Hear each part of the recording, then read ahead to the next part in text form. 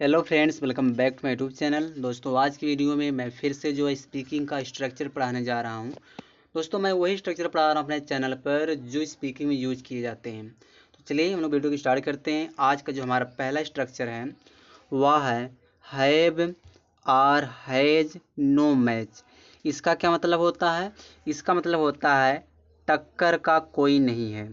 फिर आप बता सकते हो कि मुकाबले का कोई नहीं या जैसा कोई नहीं है। जैसे बोलना तुम्हारे टक्कर का कोई नहीं है, उसके टक्कर का कोई नहीं है, तुम्हारे जैसा कोई नहीं है।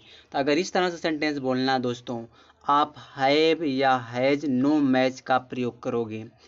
अगर सब्जेक्ट आपका प्लूरल है तो आप हैव नो मैच लगाओगे। अगर सब्जेक्ट आपका सिंगुलर है तो हैज नो मैच का प्रयोग करोगे। ठीक है, प्रेजेंट टेंस के लिए। तो स्ट्रक्चर इसका क्या बन जाएगा? आप लगाओगे सब्जेक्ट, सब्जेक्ट बाद हैव या हैज, ठीक है, उसके बाद नो मैच, फिर जो आगे अदर वर्ड रहेगा आप अदर वर्ड लगाओगे। या तो प्रेजेंट टेंस हो गया। अगर टेंस पास्ट का रहे, जैसे बोलना तुम्हारे टक्कर का कोई नहीं था, उसके मुकाबले कोई नहीं था, तो पास्ट के लिए आप क्या करोगे? हैड नो मैच का प्रयोग करोगे। ठीक है, इसका स्ट्रक्चर क्या बनेगा? आप लगाओगे सब्जेक्ट, हैड नो मैच, आगे जो भी अदर वर्ड रहेगा वह अदर वर्ड लगाओगे। ठीक है, चलिए हम लोग एग्जाम्पल देखते हैं। एग्जाम्पल क्या दिया दोस्तों? पहला एग्जाम्पल दिया है मेरे टक्कर का कोई नहीं है। मेरे टक्कर का कोई नहीं है। तो ऐसा सेंटेंस अगर आपको बोलना है तो आप क्या लगाओगे? Have no match. तो यहाँ पे मेरे यानी कि आई की बात हो रहा था, आई प्लूरल, तो क्या लगाओगे? हैव लगाओगे। I have no match, I have no match, मेरे टक्कर का कोई नहीं है। ठीक है, दूसरा जो सेंटेंस दोस्तों, दूसरा सेंटेंस यहाँ दिया है मेरे मुकाबले कोई नहीं है। अगर टक्कर नहीं बोलना चाहते तो आप मुकाबले बोलो, मेरे मुकाबले कोई नहीं है, तब भी आप क्या लगाओगे? Structure I have no match, I have no match. ठीक है, फिर बोलना मेरे जैसा कोई नहीं है, तब क्या बोलोगे? मेरे जैसा कोई नहीं है। तो इसके लिए जो हमारा स्ट्रक्चर होगा दोस्तों, सेंटेंस जो बनेगा, आई हैव नो मैच बोलोगे, मेरे जैसा कोई नहीं है। फिर बोलना है कि उसके मुकाबले कोई नहीं था, पास्ट टेंस आ गया तो क्या लगाओगे? हैड लगाओगे। He had no match, he had no match, उसके मुकाबले कोई नहीं था। आगे देखो, यहाँ दिया है तुम्हारे टक्कर का कोई नहीं था, तुम्हारे टक्कर का कोई नहीं था, आप क्या बोलोगे?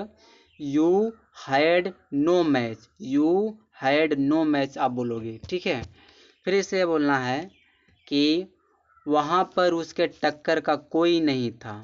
तो वहाँ पर उसके टक्कर का कोई नहीं था, या past tense, he had no match over there, over there बने तो वहाँ पर, तो he had no match over there. दोस्तों, इस स्ट्रक्चर को आप नोट डाउन कर लीजिए, इस पर आप बहुत सारे सेंटेंस बना सकते हो और आप इसको स्पीकिंग में यूज करिए।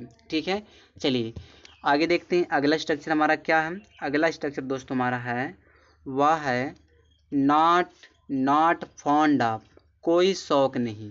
जैसे बोलना मुझे वहाँ जाने कोई शौक नहीं, मुझे यह किताब पढ़ने का कोई शौक नहीं, तो आप क्या लगाओगे? Structure not fond of. ठीक है, इसका पूरा एक स्ट्रक्चर देखो। पहले आप लगाओगे सब्जेक्ट, सब्जेक्ट बाद यहाँ जो हेल्पिंग वर्ब में इज, एम, आर, वाज या वर लगाओगे। फिर लगाओगे नॉट फॉन्ड ऑफ। उसके बाद अगर कोई वर्ब है दोस्तों तो उसमें आईएनजी लगाना पड़ेगा।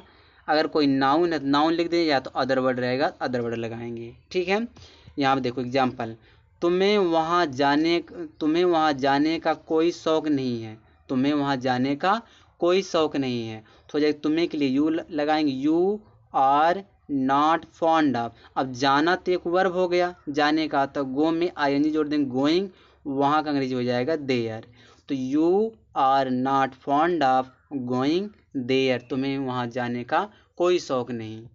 ठीक है, आगे देखते हैं जो दूसरा सेंटेंस हमारा है, मुझे तुमसे बात करने का कोई शौक नहीं है। तो इसका क्या हो जाएगा? आई एम लगाएंगे, I am not fond of talking to you. Talk में आईएनजी जोड़ेंगे क्योंकि फॉन्ड, नॉट फॉन्ड ऑफ के बाद वर्ब आएगा तो आईएनजी लगेगा। टॉकिंग टू यू, मुझे तुमसे बात करने का कोई शौक नहीं है।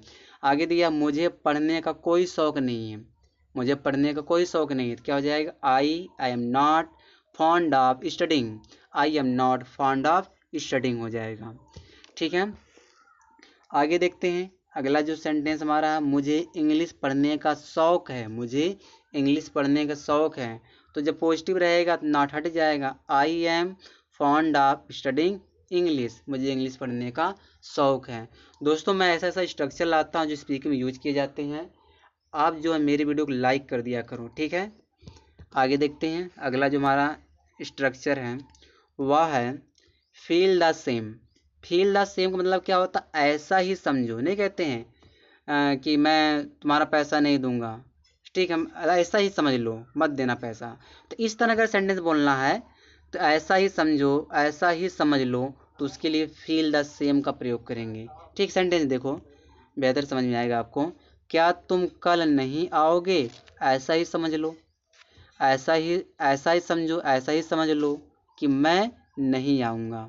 समझ पा रहे हो मतलब क्या हुआ कि ऐसा ही समझ लो। कह रहा क्या तुम कल नहीं आओगे, तो इसका अंग्रेजी क्या हो जाएगा, want you come tomorrow, want you come tomorrow. फिर कह रहा है कि ऐसा ही समझ लो, तो इसके लिए क्या हो जाएगी, यस फील द सेम, ऐसा ही समझ लो, आई वॉन्ट कम टुमारो, मैं कल नहीं आऊँगा।